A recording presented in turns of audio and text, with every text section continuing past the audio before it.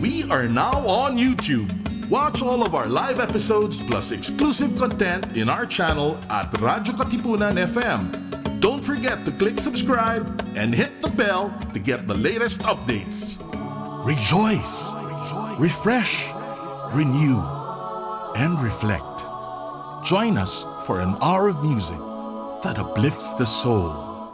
Listen to your favorite Jesuit music ministry artists. This is JMM Radio. JMM Radio. Get your day's dose of inspirational music.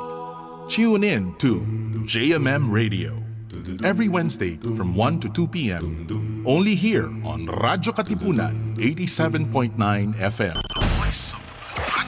Checking out the latest happenings in, around, and beyond Katipunan. This is the Katipunan Roundup. Katipunan Roundup. ISEC and Ateneo is inviting youth leaders to Globify, a cross-cultural conference happening this February 19 to 20. Globify is a virtual space where driven and passionate young leaders can interact with an international community from the comfort of their own homes. More than 200 youth leaders from all over the world will be connecting virtually in this two-day conference. We learn what cross-cultural understanding means with ISEC. Together, let's redefine and challenge the idea that remote means alone. For more opportunities to grow as a leader, reach out to them on their Facebook page, ISEC in the Philippines, or connect with them through pr.isacateneo@gmail.com. The voice of the Blue Eagle. Radyo Katipunan 87.9. Checking out the latest happenings in, around, and beyond Katipunan. This is the Katipunan Roundup. Katipunan Roundup. Extend your reach beyond time. Be primed to witness innovations through the generations as the Philippine Junior Marketing Association, or PJMA, proudly brings One Big Idea nationwide. The Great Reset to Innovative Trends in the New Millennium, happening on February 27, 2022, from 1 to 4 p.m., which will be live-streamed in a private Facebook group. Don't miss this groundbreaking venture by registering at bit.ly/OneBigIdea2022. For inquiries and concerns, please contact Mr. Gabriel Dulay at 0930-573-4494 or email at chapters.pjma@gmail.com. The voice of the Blue Eagle. Radyo Katipunan 87.9. Radyo Katipunan. News, insights, inspiration. Radyo Katipunan. Down from the hill and down to the world. Radyo Katipunan. The voice of the Blue Eagle.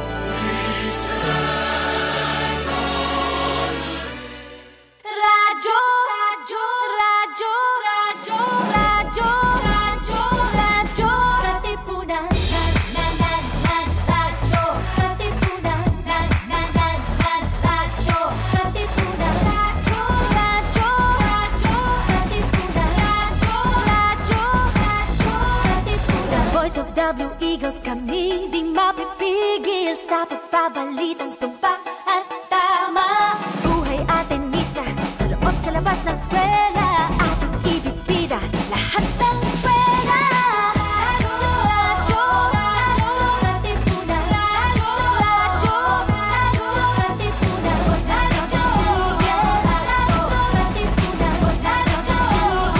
Radyo, Katipunan. Kawal ni Ignacio, Katipunero sugo, todo sa kayod, tulong at tulong.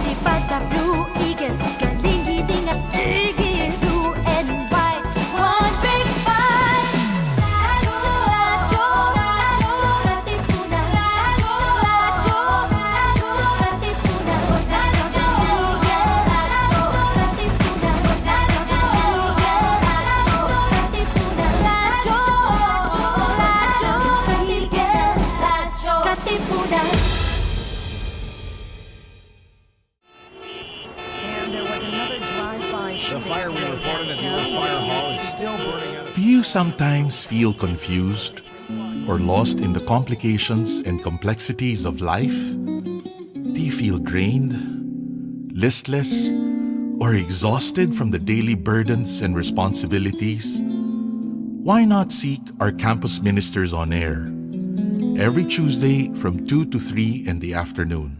Listen to our counselors from the Loyola School's Campus Ministry Office as they ground our lives in our faith, in our school's spiritual tradition. Campus Ministers on Air.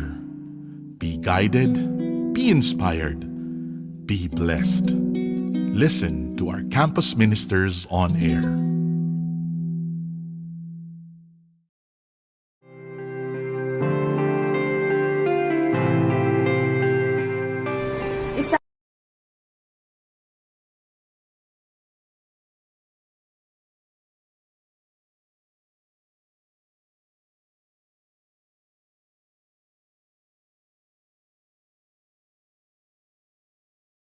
A pleasant Tuesday afternoon, friends, and welcome to Campus Ministers on Air, the radio program of the Loyola School's Office of Campus Ministry, where we try to find God in anything and everything under the sun.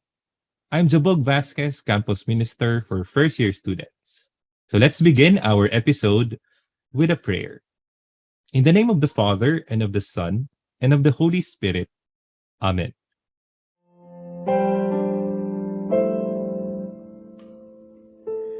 Ad maiorem Dei gloria, ad maiorem Dei gloria, ad maiorem Dei, ad maiorem Dei, ad maiorem Dei gloria, ad maiorem Dei. Ad maiorem Dei, ad maiorem Dei gloria.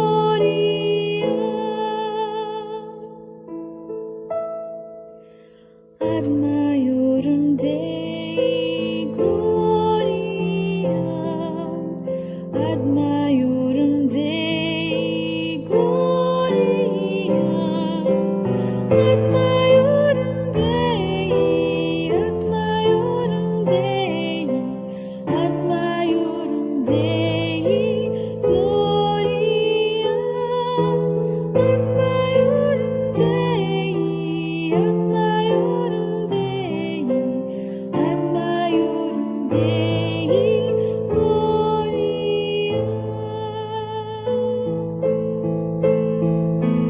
Ad maiorem Dei gloria, ad maiorem Dei gloria, ad maiorem Dei, ad maiorem Dei, ad maiorem Dei gloria, ad maiorem Dei, ad maiorem Dei, ad maiorem Dei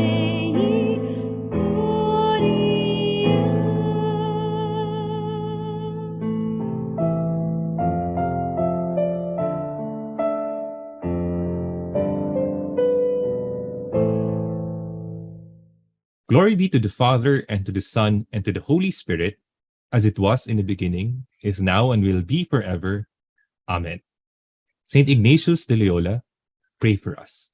Hello, guys, and welcome to another episode of Campus Ministers on Air. Last week, we had a very special guest. You were able to listen to one of our students, one of our talented students who offered Kundiman songs, no, in light of her experience of the coming home retreat. So for this afternoon, we will give you again another inspiring episode for us listeners and viewers here in Radyo Katipunan 87.9. So this afternoon's program would be a very special episode because we have invited fellow campus ministers from other Ateneo schools across the country to be our guests for this afternoon.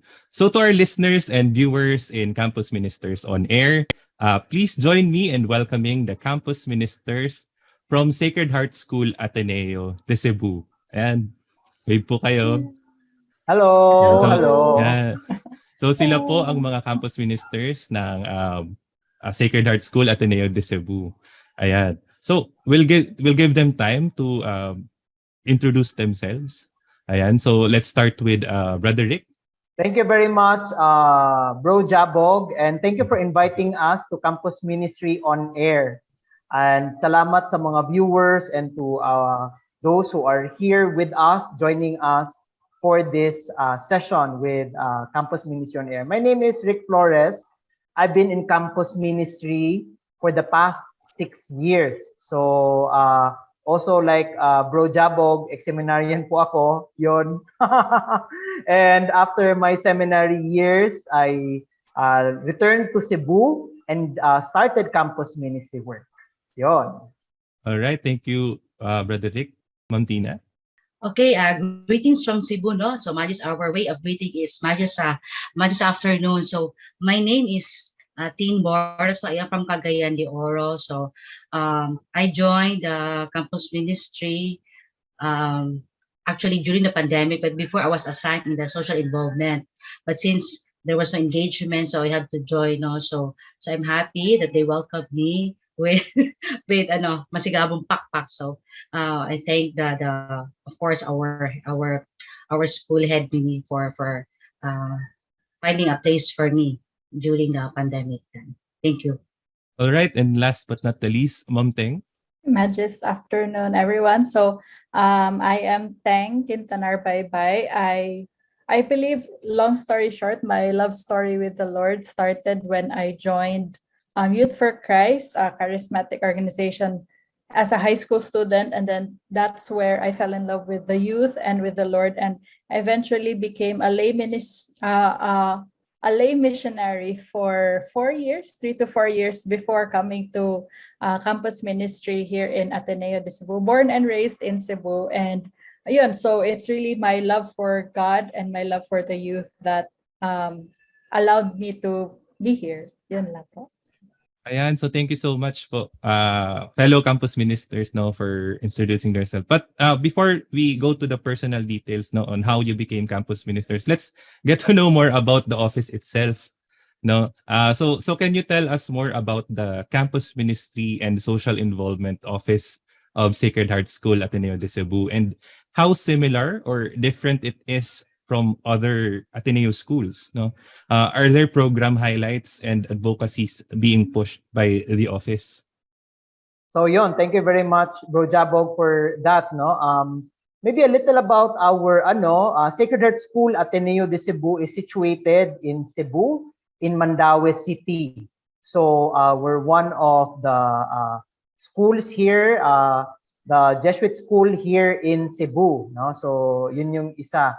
And for us, the difference about our office is in Sacred Heart School Ateneo de Cebu, our campus ministry is together with social involvement. Now, this is a developing phase, no, in our understanding of campus ministry and social involvement. Na kumbaga, in other Jesuit schools kasi, it's a separate office.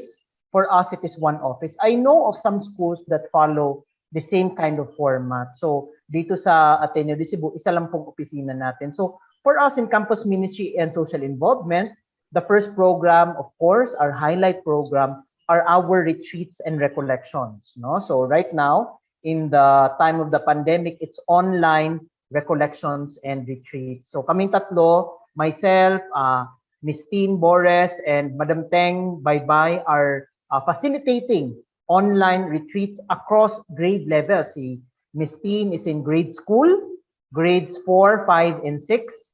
Madam Teng is in junior high, grade 7 to grade 10. And finally, myself, I am facilitating senior high retreats, grade 11 and grade 12. So yun talaga yung ating program, Bro Jabog, no? That is the mainstay of our program. Another feature program for us, especially in the social involvement office, is of course our drives, no? So we've had a lot of difficulties. In Cebu, for example, Typhoon Odette, meron tayong mga drives doon to help our brothers and sisters in Cebu na affected by Typhoon Odette. Among the other drives, no, Miss Team Bores has more information regarding the drives.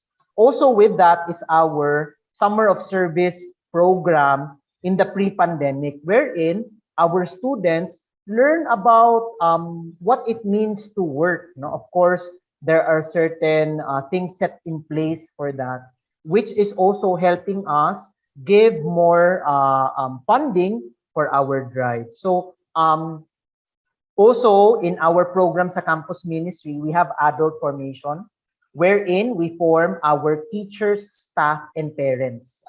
Last December, we had a recollection with Sister Susay Valdez.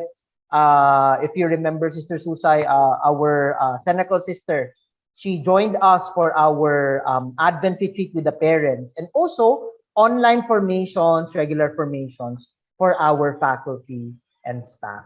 Ayan, so thank you so much, Roderick, no, for introducing the campus ministry office in Ateneo de Cebu. Ayan, so I think for the benefit of our televiewers and listeners here, and those are the advocacies and the programs of Ateneo de Cebu Campus Ministry Office. Now let's get to know more about our campus ministers, no? Since this is Campus Ministers on Air, and it's good to hear another side of the story of the campus ministers on other Loyola schools, no? So let's get to know more about them. So first question, how did you get into campus ministry? No, let's talk about the past. So have you always wanted to become one? No. So let's start with Mom Teng. Very interesting question. I think I alluded to it before. No, I did not dream of it per se, but as I was being a lay missionary working full time for Youth for Christ, I was still in my early to late 20s, and eventually I wanted to settle down. So, but still wanting to work with the youth and still wanting to do God's work in a way. So I was discerning what will my next step be. And even as I was thinking about this, I have, thank God for ex-fellow missionaries also. I think there are a few who are in other campus ministries in other Jesuit schools. So I have an fellow missionary who said, "Uy, may opening daw sa Sacred Heart School." Oh my gosh. So it really was an answered prayer in a sense. So yun, it was the stability of working in a school. I have not worked in a school before. I've always wanted to be a missionary, like going out in the field and everything. And then, so yeah, that was it. Now it was an answered prayer in a sense. Now, Lord, what is my next step? Where do you want me to be? So yeah, I'm grateful for that. It wasn't really my intention, but maybe it was God's intention for me. Maybe.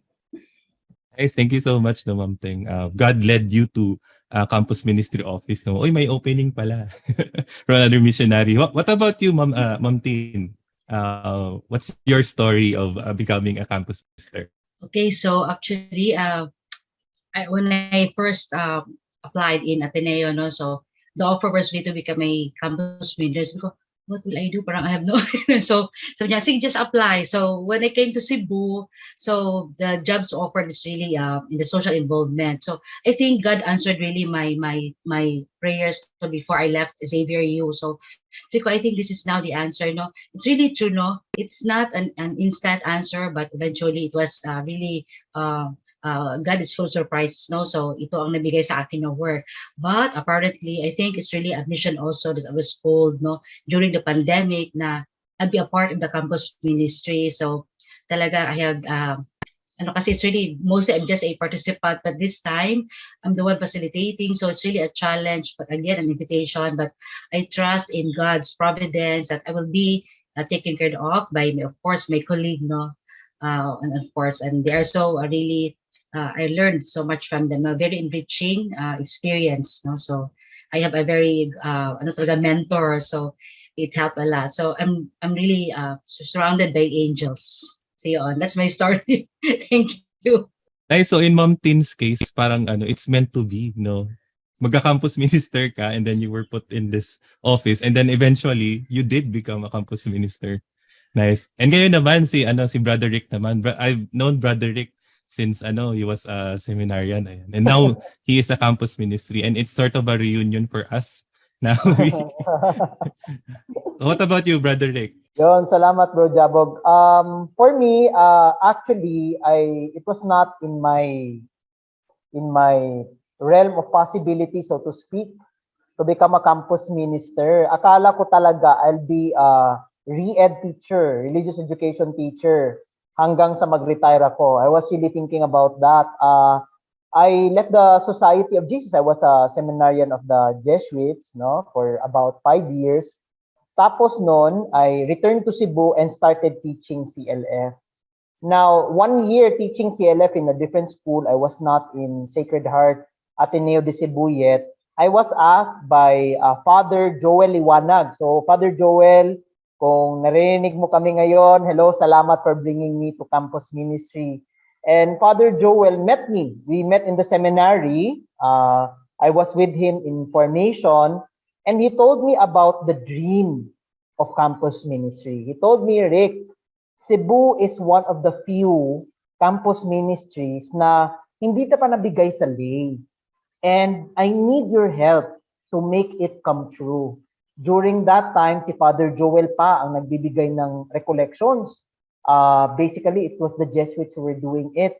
And as you know, no, in LS na Ateneo Campus Ministry, it's already lay-empowered ministry.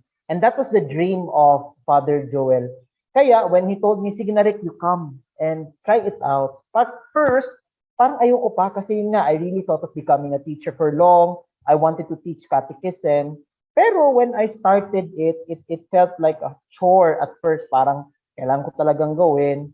I felt more happy. Why? Una sa lahat, wala akong check na papers. So, masaya siya.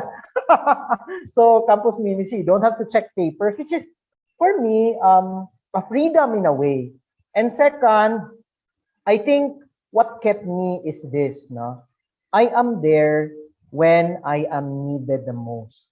Lalo na sa retreats, and I know very well, Bro Jabog, you've experienced this, na you're there at a point in the life of the student na nahihirapan siya, may tanong siya sa panalangin, sa paniniwala, at nandun ka during that point, no? Nung kadramahan ng retreat nila, nandun ka. Di ba? Parang that is a very wonderful time. And to be a witness of change na talagang nagbabago sila because of a retreat. So, yun. So, yun yung kwento ko dito sa CMO. Nice, no? So all of us here have different stories, no, with regards to Brother Rick, from a college education teacher to now a campus minister, no. I myself, I'm an animator turned to a campus minister. Ayan, so we all have our stories, backstories on how we became campus minister. So ngayon naman po, let's talk about when you were already a campus minister. So could you still remember the feeling when you were hired or you are now a campus minister? So are there any struggles of being a campus? What are the difficulties that you encountered? Okay, so for me, no, it was really a challenge, an invitation to be part of the campus ministry, so it was a new experience, and not only because I still have to get the feeling of being a campus minister, the giving of recollections and etc. And then also the online setup, I'm not really the technicals, so everything is new to me. Everything you have to learn, the apps, so I have difficulty, but again, as I've mentioned earlier, with the mentoring and the coaching of my colleagues, so the work that was given to me, became lighter, and somehow eventually is able to adjust, still adjusting, still learning, and really really getting the feel of it, and really and enjoyed being with the kids and all these preparations, etc. So what's important, the importance of really bringing them closer, of course, our Almighty. So it's a challenge. Thank you. And so even if there are difficulties when you were a campus minister, there are also rewards, no, Ma'am Tina, of the joy that you are able to give. What about you, Ma'am Teng? Could you still remember the first time you handled a class, or you gave you gave the service sa campus ministry. What are the mga struggles, and also what are the rewards of it? I do remember when I first started, first few weeks, parang what was a struggle for me was the fact that it was more stable. I mentioned earlier that this was what I was praying for because I was planning on getting married. So something a little more stable, a little more routine. So it was really an adjustment from lay missionary life where everything is in flux always. Like 1 week you're making a program, next week you're going to this far-flung area. So the difference of having to settle down into a routine na, okay, today we will have a recollection, tomorrow we will have another recollection. So maybe that was what was different for me. It was a struggle. And then another thing that I really did struggle with that I also expressed one time in during confession. Confession ano. So what was difficult for me was that I felt that my once a year encounter with the students was not enough. Like, we all know that as campus ministries, we give recollections once a year, at most 2 days. So it was different for me as a person who likes to journey with the youth, like to really have a relationship with them. No, so I said that to a priest, like it wasn't a sin per se, but Father, I'm so frustrated. Like I really want to get to know these kids better. I want to journey with them, but this is where I am as a campus ministry. So, Father really just said, oh my gosh, he just said, we're planting seeds. No, so we may not be able to see the fruits of our seeds, no, but we continue to plant nonetheless. No, so I think that gave me a lot of comfort. And I also, funnily enough, I have a batchmate in college who studied in Sacred Heart before, and he was telling me of how grateful he was of the recollections, even if he didn't appreciate it at the time. So parang it was a glimpse into the future. Now, eventually they will get it. No, they will understand what it means, and I think that's really one of the rewards. Listening to the stories of the students. I think Sir Rick mentioned about being able to witness their stories, especially in the moments where they are the most vulnerable. Now, I really do not take that for granted, and I'm really grateful to be able to see them unfold, and know who they are, and to choose to love God. That it is really their choice, and no one is imposing that on them. So that is really a great honor for me. Nice, thank you so much, Ma'am Ting. No, minsan parang it's kind of weird na your job is to journey. It's a fulfilling thing, pero it's at the same time a job. No, weird.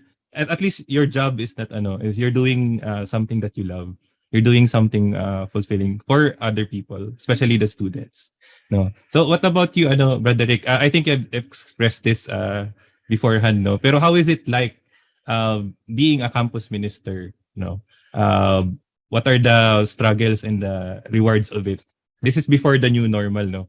I think you started campus ministry before the pandemic. Yes, bro. So, in first is in terms of and siguro the joys and difficulties.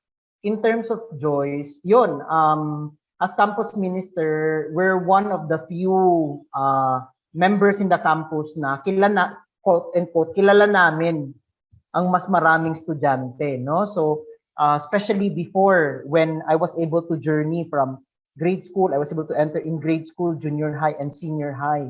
So, nasusubaybayan namin yung mga estudyante. So, there are more students that we're able to encounter. Unlike when you're a teacher, you're focused in one grade level, right? So, isa yun sa mga joys. Pangalawa ay, of course, no, when you're in campus ministry, you're in a recollection, in a retreat, may kainan. Oh, diba?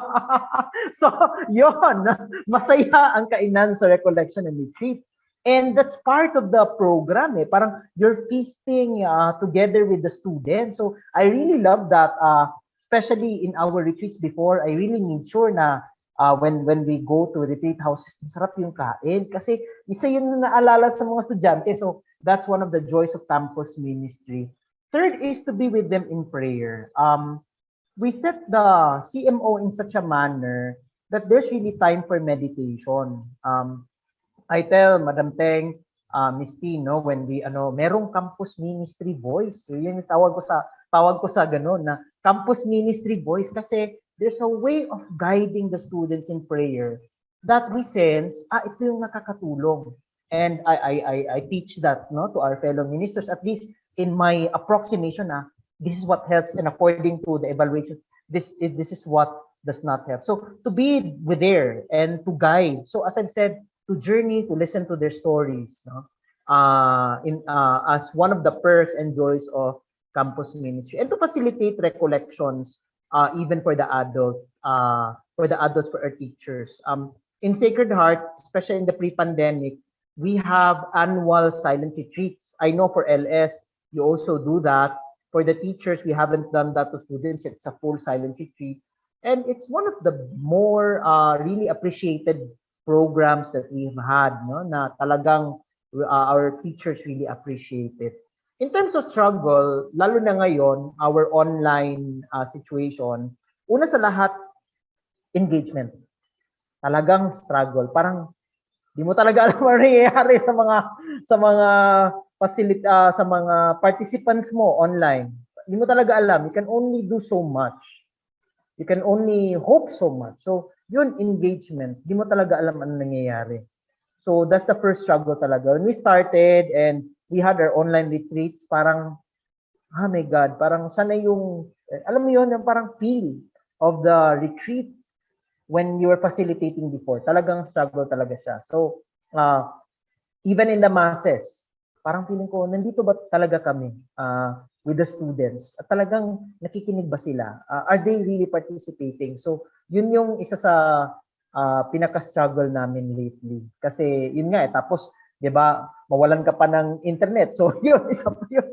Putol yung trip nyo. O, di ba? Wala mga gagawa. So, yun, talaga, struggle talaga, lalo na ngayon, in terms of engagement. Pangalawa, yung sense of being with the student. Kasi, lalo na for us, campus ministers, we're a ministry of accompaniment. Paano na ngayon? We're online, di ba? Parang, how can we be one with those that we minister? So, yun yung isa sa mga challenges ngayon. And how to really listen to them na talagang pakinggan sila. Of course, in the online space, iba na yung pamamalakad, iba yung paraan that we allow them to engage. So, for us, we did a lot of workshops in the past para to equip ourselves. Ano bang gagawin para mas maging sa online, no? Mas maging so that we know how to do it online and how to give recollections online. So, yun yung mga struggles ko as a campus minister.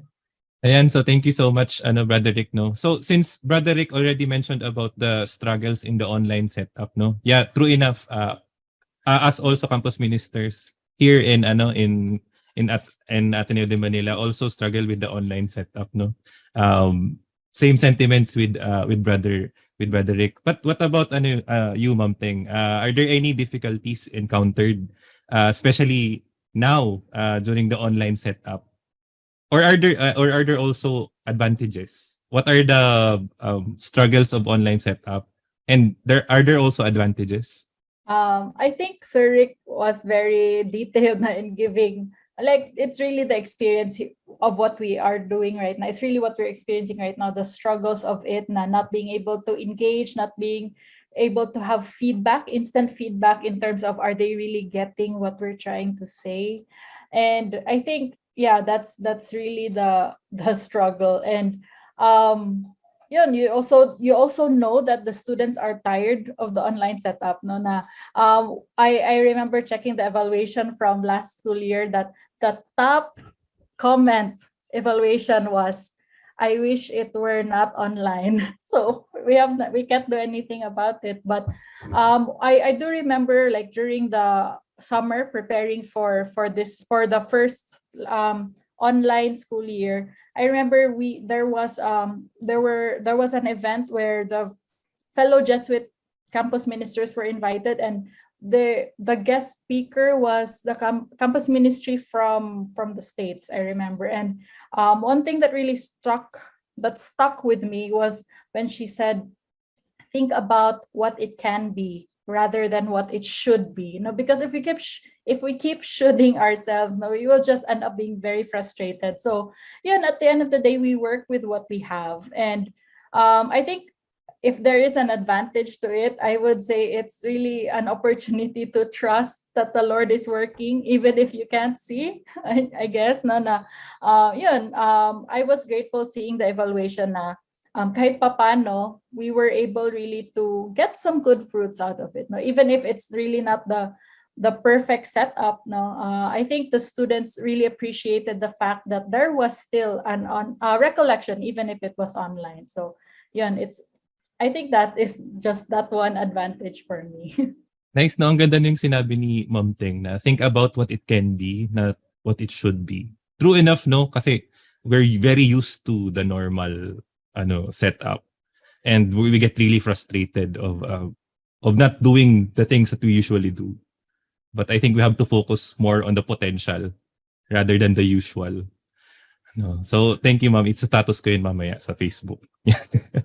Oy, So what please don't about you? quote me. It was that campus minister from the States. So what about you, Ma'am Tin? Aside from sabi nyo nga you have difficulty in kasi the online setup because you have to familiarize yourself with the apps and the application. So aside from that po, ano yung mga difficulty na na-encounter nyo, and if are there any advantages also that you can mention? The advantage would be the work from home. Ayun na lang. So,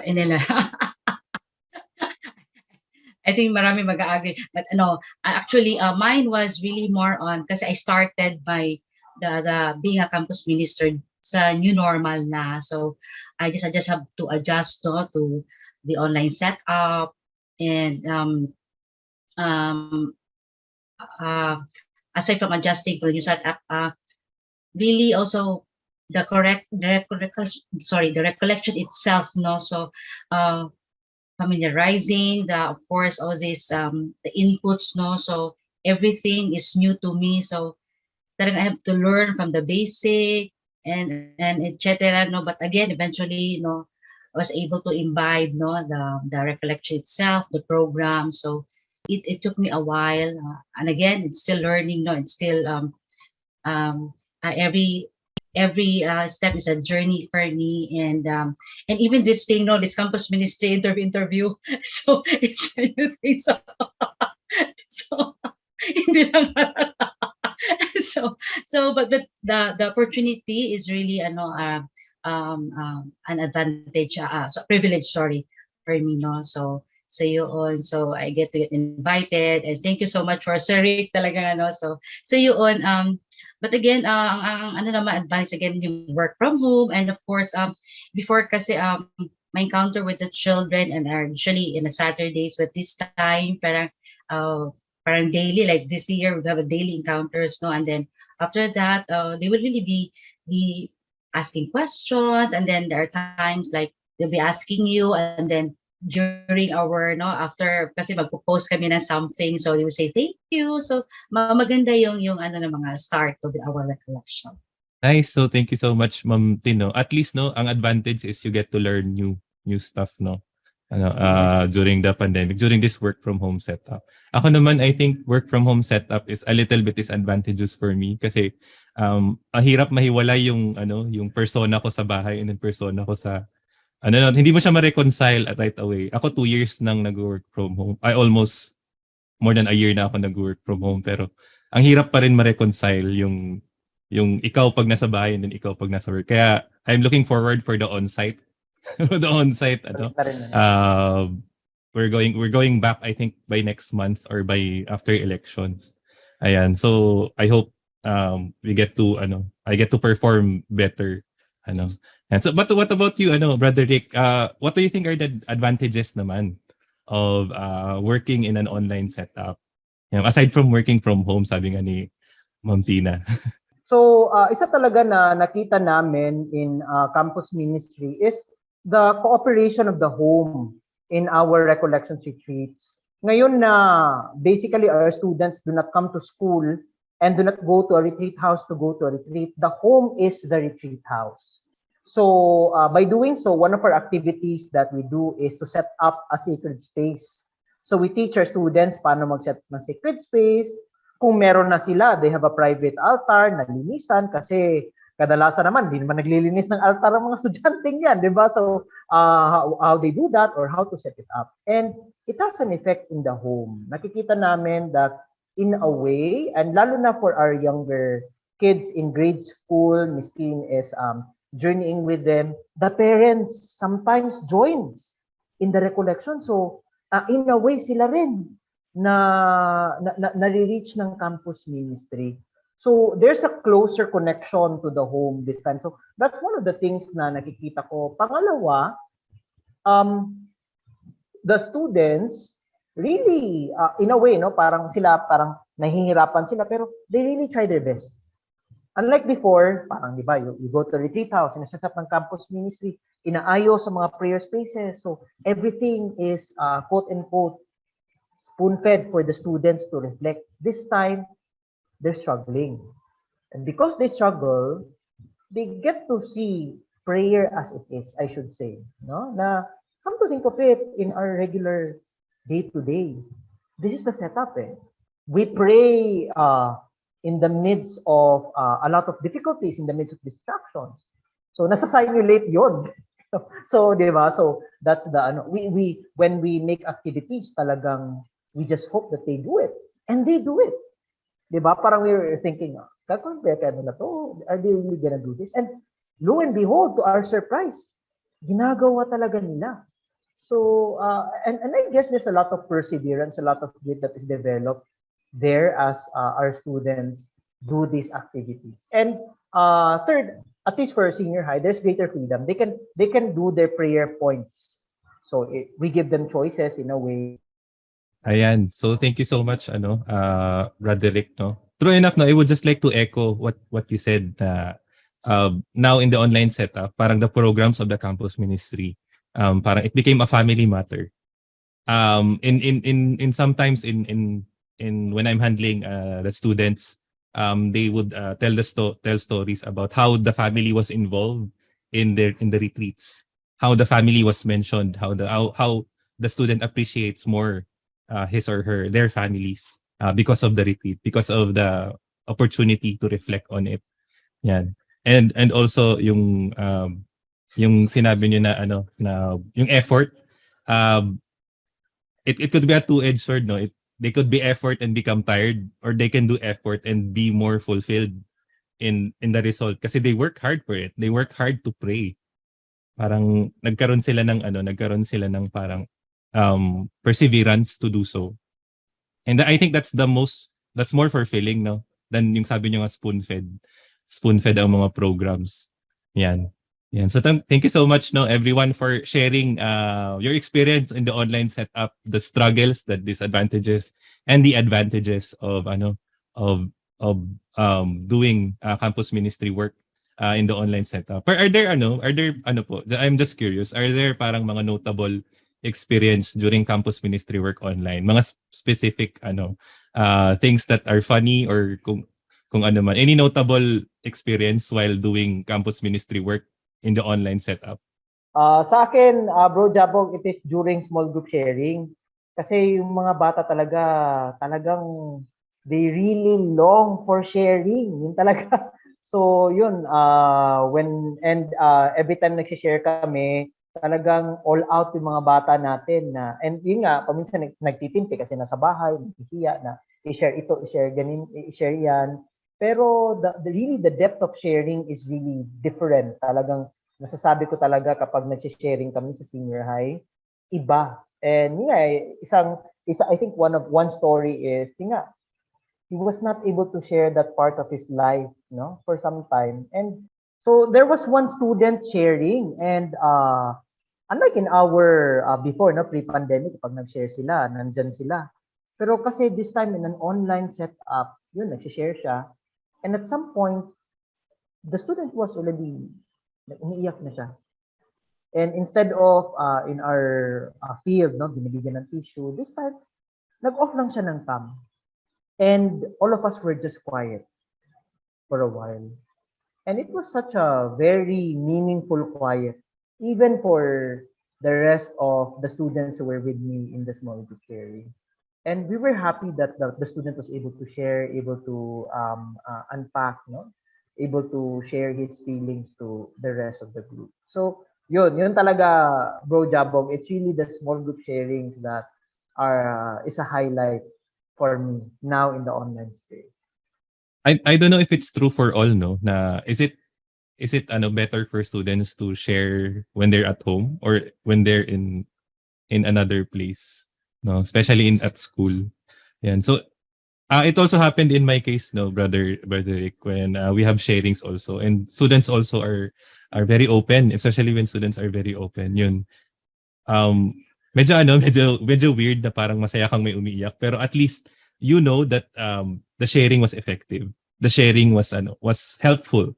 Really struck the students to be more open and to unpack all the things that they are keeping for so long. And I think that's one of the goals of the campus ministry, no, to help the students in more self-awareness, and how can they handle those kinds of things. Yan. What about you, Ma'am Teng? What are the notable experience po while doing campus ministry work online?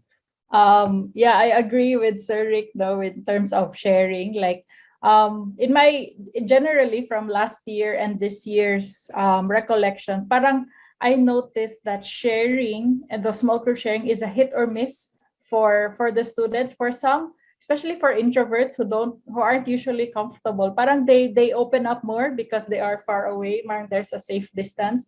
But for extroverts, I can feel their frustration. Parang they want to react more, they want to do these things more, but they cannot. But one thing that I have a notable experience when you asked me about it, sir, was that there was actually one time where I had a small group sharing in one class, and then sometimes you feel that the students are not really that open, but you just do your best. And then we finished early, and then I was in charge of the breakout room, so I'm able to see the chats of the students and the different groups. And then I remember there was this one student who was in my group who actually asked another student in another group na, hey, we're finished. Can we join your class? Can we join your group? Our group was kind of like, meh, like, we want to share more, ganun, ganun. So I was, at first, of course, I was hurt, no? Parang, it was your, no, anyway. So, but eventually that student asked me, like, Miss, can we join the group of where the advisor is the facilitator? And instead of power tripping and saying, no, you cannot do that, or you're only with the group that you have, I took a step back now for myself, from my own ego. And what I really wanted was that the students would be able to have an avenue to share, whether or not I am the one they are sharing it with. So I know that they have more experiences with their advisor because they see them every day. So in a way, yeah, I was hurt at first, no, but I allowed that student to join that other group, no, since they had time. The advisor was also okay with it. So at the end of the day, sometimes we cannot form the connections that we wish, and we just really want what's best for our students. I think that's one notable experience I have.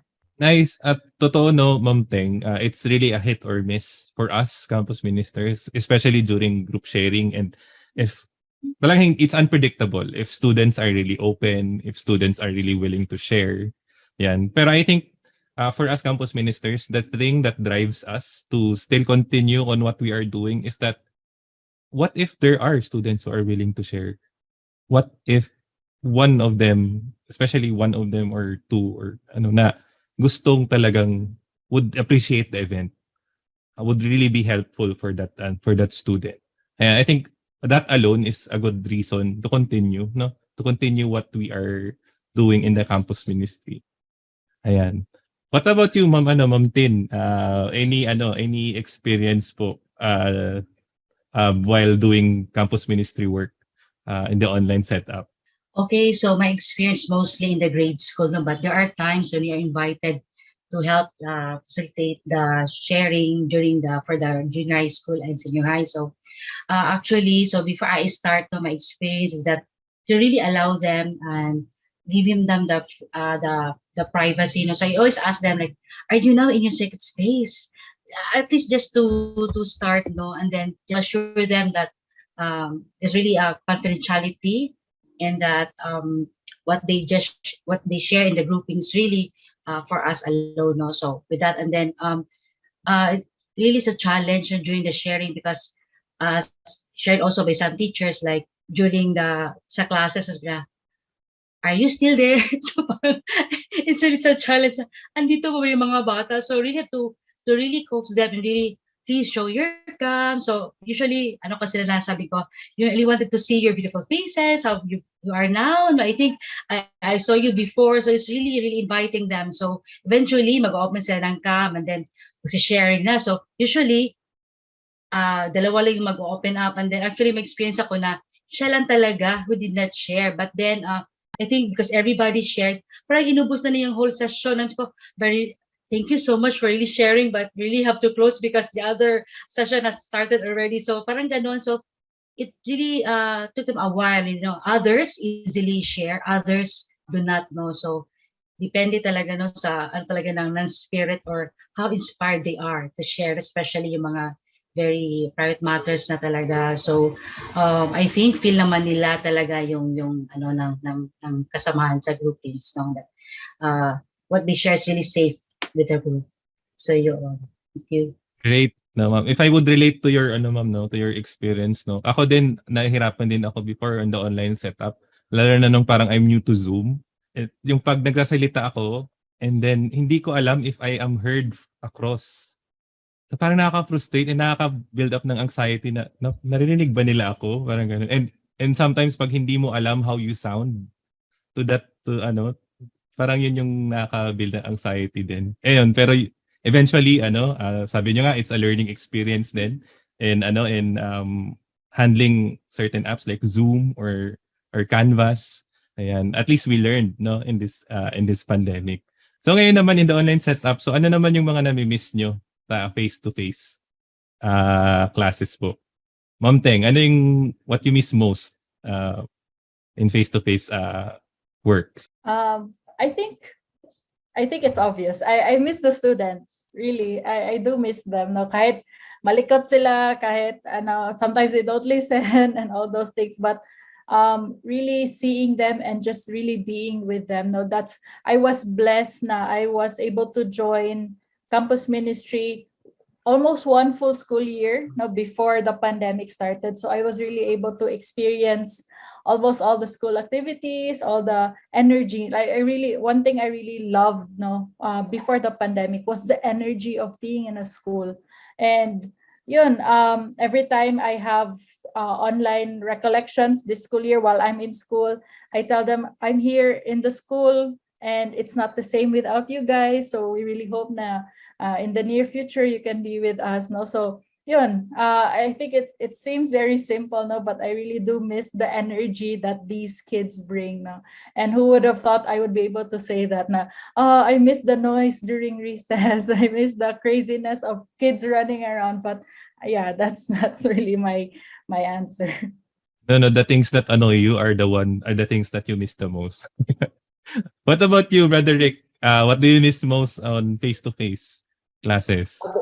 Yun, so same like Madam Teng, the energy of the students. And of course, yung kainan, di ba? Sa retreat house. So, di ba? Parang there's something about eating with the students and the teachers that get them out of their regular. Kaya nga, for us in campus ministry, whatever detail it is in the retreat, it's still part of formation. And isa sa mga, for me, I really look up to when we are eating, we're done with our, tapos we just do small talk. So, kunyari, pag-usap lang kami sa mga teachers, I don't know, kung naalala pa yan ni Madam Teng na parang nag-upo lang, and then we talk about different things. We talk about the students, how are they in class, we ask the advice, ano ba nangyayari sa mga batang to? Are there anything that we need to settle as we enter into the retreat? So those small talks, I believe, which is for me, other than of course, being the students, and of course, really to pray with them, to pray with the students. We have, lalo na sa retreats, we have evening prayers wherein there are really points in the prayer na we're just quiet together.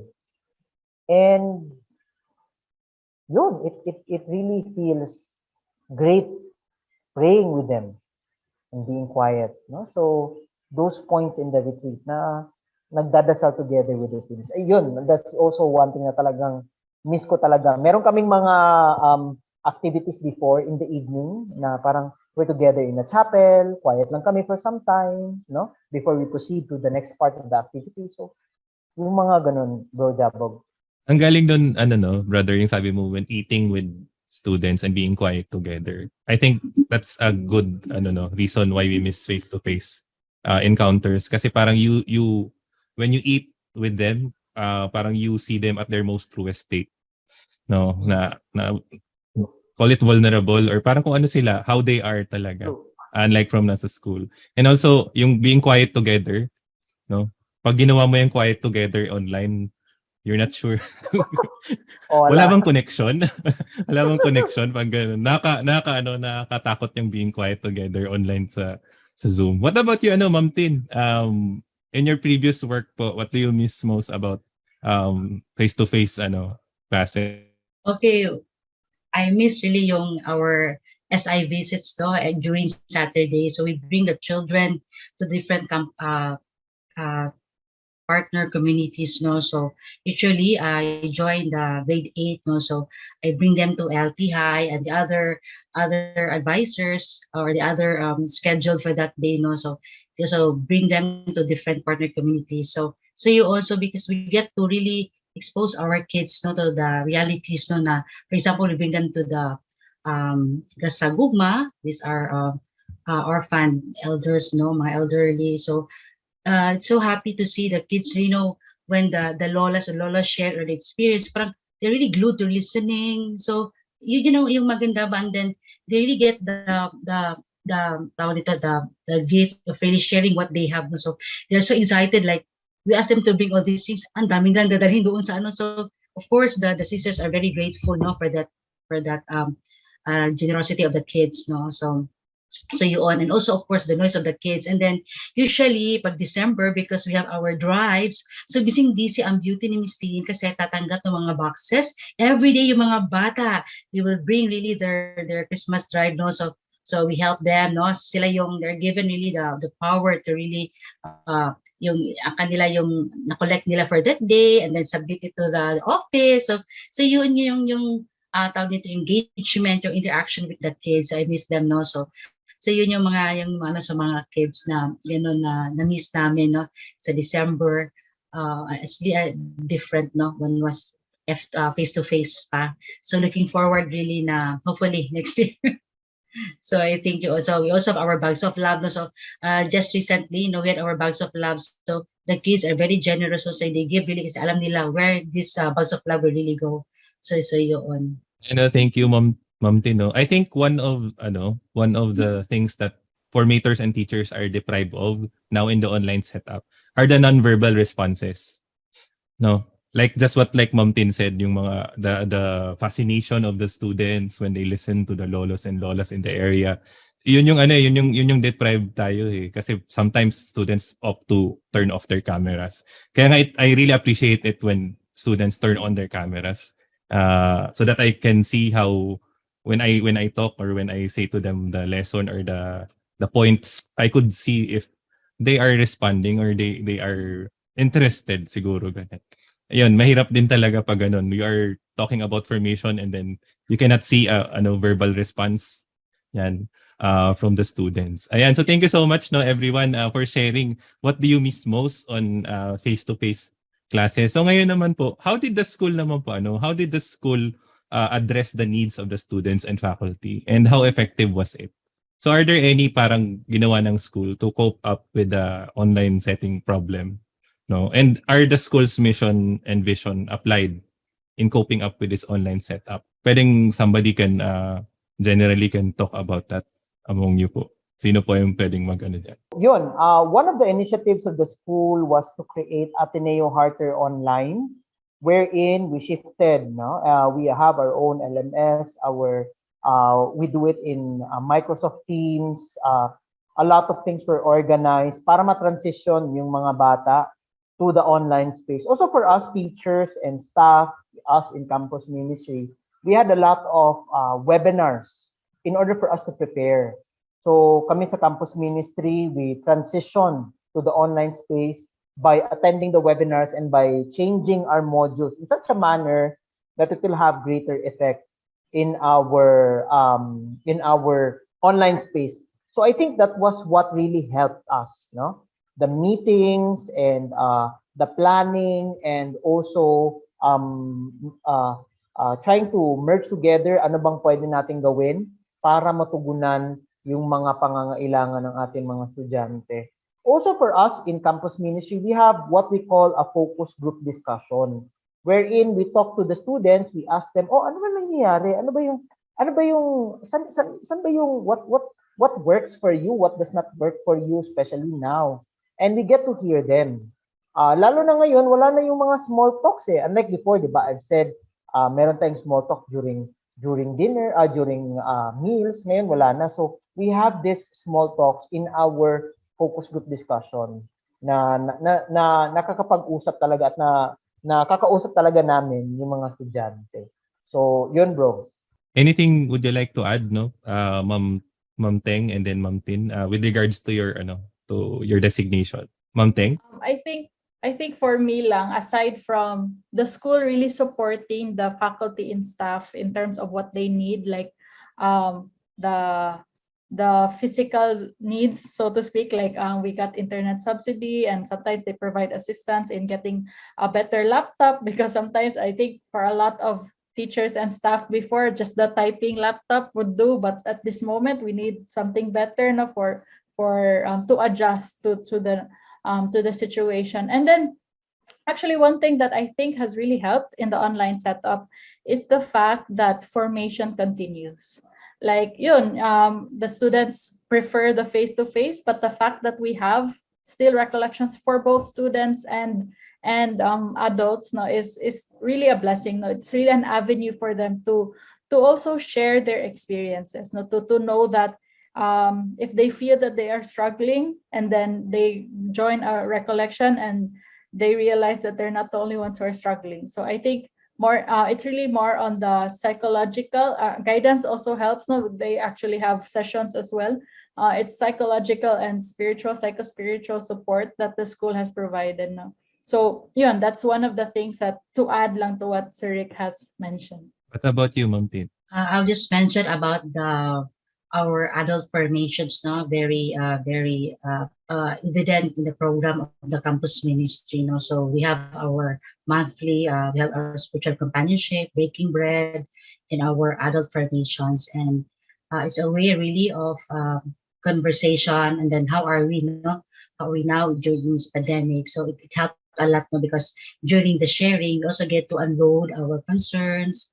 And of course, listening to others really inspire us, no, na we are not alone in this journey, etc. So it's really a very program for coming from the campus ministry. I think the core values of Ateneo is lived, no, yung cura personalis ng school to each faculty. Even me, we experienced that here in Ateneo de Manila Campus Ministry Office, Loyola Schools. Cura personalis lives on also in the faculty and staff. Ayan. So moving on to another topic, no. Recently, Typhoon Odette struck the province of Cebu, and the Sacred Heart School wasn't spared from that. So how was Sacred Heart during the typhoon po? How did it affect the community, and how was Ateneo de Cebu able to recover from the calamity? Yun, bro. Let me just share some of the photos of the school then after Odette, no? So Odette happened, if I'm not mistaken, December 16, 17, tama, Madam Teng, no? Miss Tin. So ito yung, here are some of the photos of what happened. This is our school campus. So nakita natin, may mga trees na talagang na uproot talaga siya. So this is one of our James, so nakita natin, no, very damp, may mga tubig. Ito, this is in one of our chapels here, Cor Jesu Oratory. Ito yung isa sa mga puno na natamaan talaga yung sa gilid dito, kung nakikita natin dyan. This is somewhere in our soccer field sa may likod. So this is, itong sa likod na ito, this is already a different property. So nakuha talaga yung the fence, no? So ang daming nangyari dito sa school, and in Cebu, we were out of electricity for some areas, even in our area, for about a month. For Cebu City, about 2 weeks. So nakita natin dito sa school ito, this is in our field na affected talaga. So for the school really helped a lot early on for Sacred Heart School. And we thank Father Manny, our school president, together with the admin team, na just a few days after it started to receive teachers who were in need. A good number of us didn't have water. Ako, Madam Teng didn't have water. Miss Tin is in our dorm, so medyo they were able to get water pa, no? And among other concerns, and even financial concerns of the teachers. So right away, the day after, dito sa school, nagsimula na kaagad yung clearing operations. And also, what was really meaningful for us teachers and staff ay kinumusta talaga yung mga teachers and staff. There were teachers na, Bro Jabog, na nawala ng bubong. And our Jesuit fathers, Father Nono, our director in CMSIO, Father Manny, our brother regent here, si Brother James Santos, no, visited them, bringing the goods that they needed. So we were really taught much dito sa school of giving, and it was really manifesting during that time na nakikita talaga namin na talagang all out yung pagbibigay ng school natin. Nice, no, that's good to hear, and it really breaks my heart, no, because once I was in Ateneo de Cebu, I visited Ateneo de Cebu many years ago, no, and lumo lang na I see some of the establishments there are damaged po during the and I'm happy that the school was able to recover. But what about the repairs po? Naayos na ba yung mga damages? Ngayon, bro, we are moving towards repair. As of the moment, a good, well, in terms of clearing, okay na yung clearing operations natin. Most of the areas na may mga na baba na mga puno, among others, wala na, in terms of the clearing. So we are now in the repairs, no? So kunyari, yung isang gym natin dito, called the Lux Orients Gym, slowly inaayos. Yung bubong dito sa senior high, inaayos dito. I'm near Cor Jesu. So yung may glass na natamaan, so na broken glass talaga siya, so it's already changed. So slowly we're getting there, no? And even for us, kami sa faculty and staff, we're going back to the rigor. For the junior high school, for the grade school, pabalik na sila sa kanilang online classes.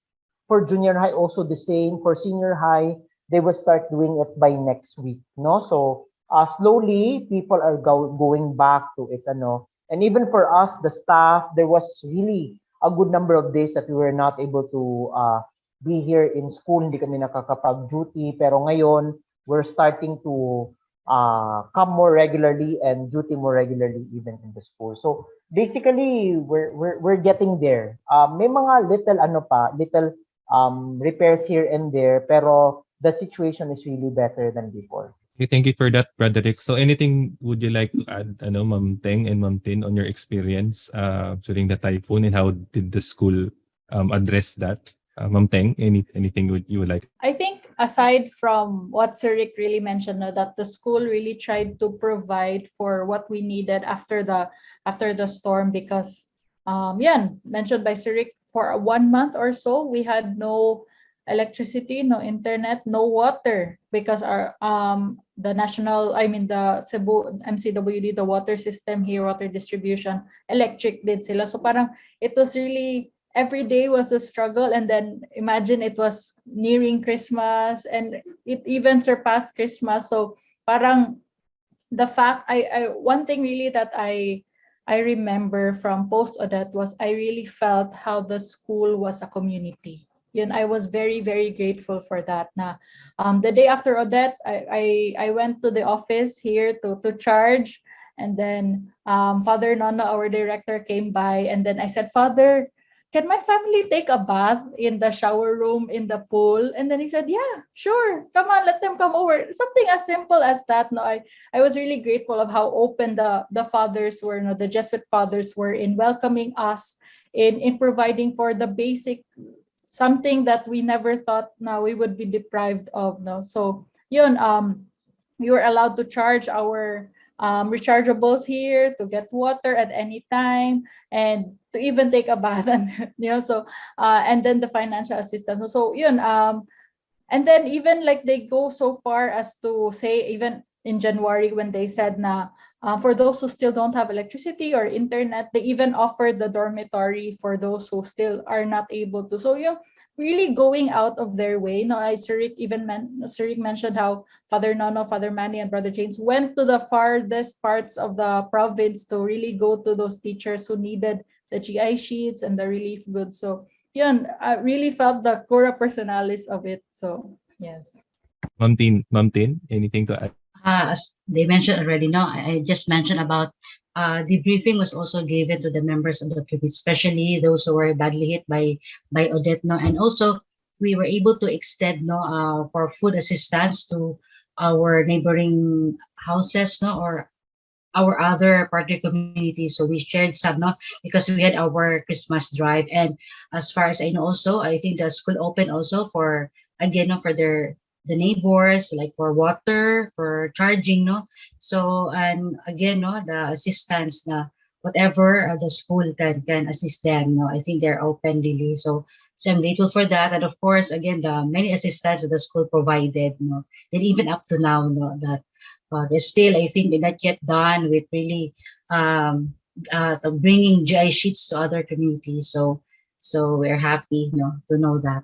Yeah, during that time when Odette struck hit Cebu, we are all praying for for the community, for those, especially for those affected areas, Cebu. And it's good to hear that Ateneo did their part in providing for the teachers and for the faculty and staff.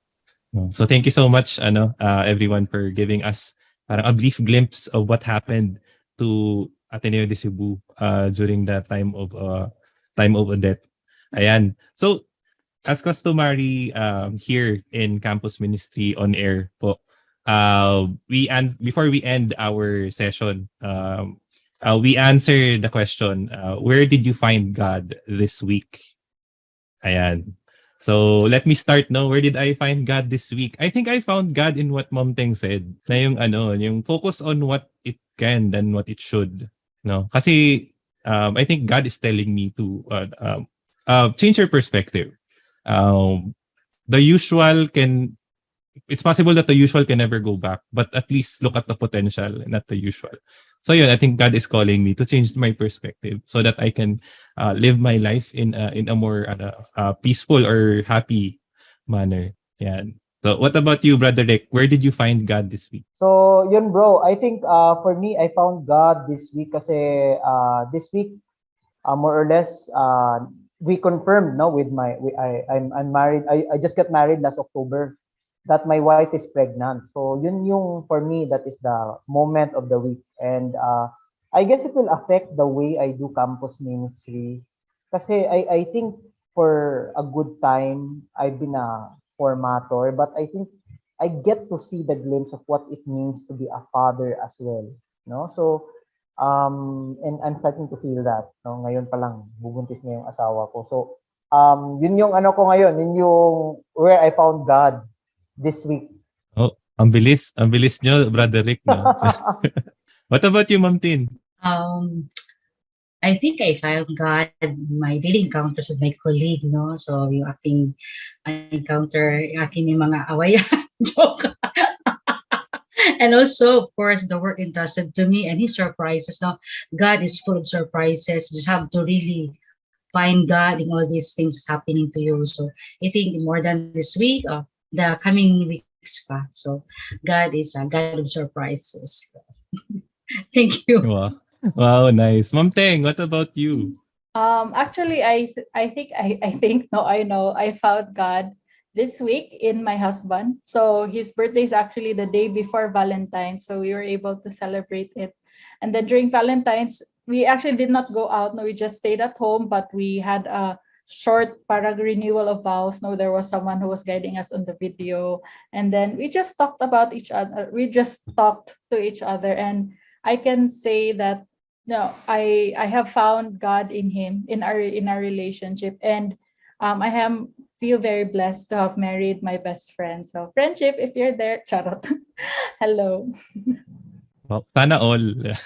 Oh, sana all. Ayan, so thank you so much everyone, no. Thank you so much Ma'am Teng, Ma'am Tin, and Brother Rick, no, for guesting, for accepting our invitation to guest here in Campus Ministers on air. Ayan, so before we end our episode, so any final words, anything, any people that you would like to thank for those who are watching or listening here in Radyo Katipunan 87.9?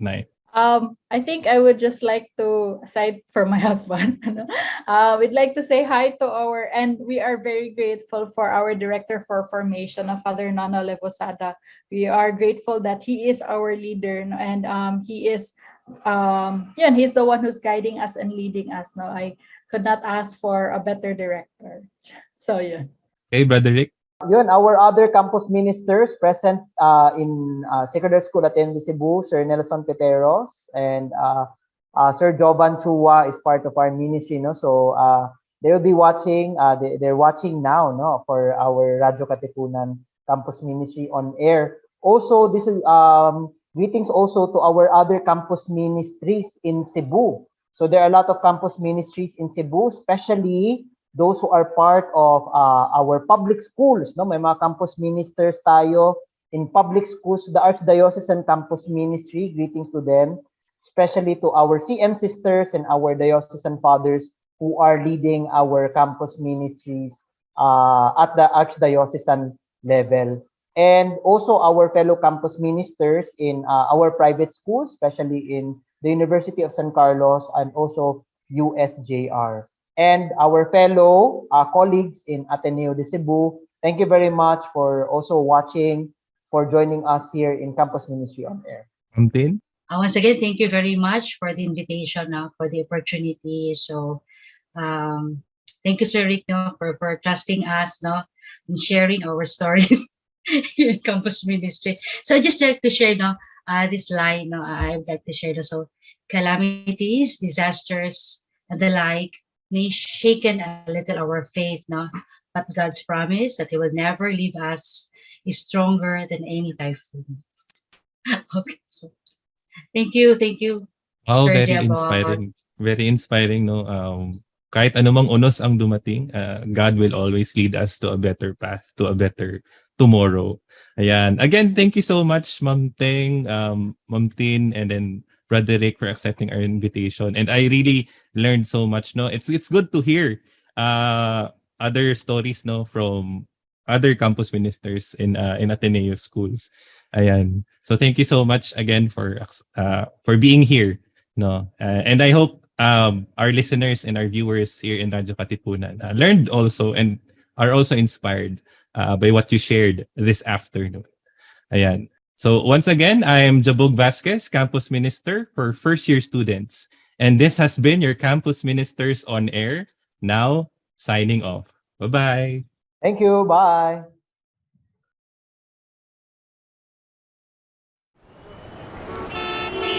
And there was another drive-by shooting. The fire we reported at the fire hall is still burning out. Do you sometimes feel confused or lost in the complications and complexities of life? Do you feel drained, listless, or exhausted from the daily burdens and responsibilities? Why not seek our Campus Ministers on Air every Tuesday from 2 to 3 in the afternoon? Listen to our counselors from the Loyola School's Campus Ministry Office as they ground our lives in our faith, in our school's spiritual tradition. Campus Ministers on Air. Be guided, be inspired, be blessed. Listen to our Campus Ministers on Air. Radyo Katipunan. News, insights, inspiration. Radyo Katipunan. Down from the hill and down to the world. Radyo Katipunan. The voice of the Blue Eagle. Radyo, radyo, radyo, radyo, radyo, radyo, radyo, Katipunan. Radyo, Katipunan.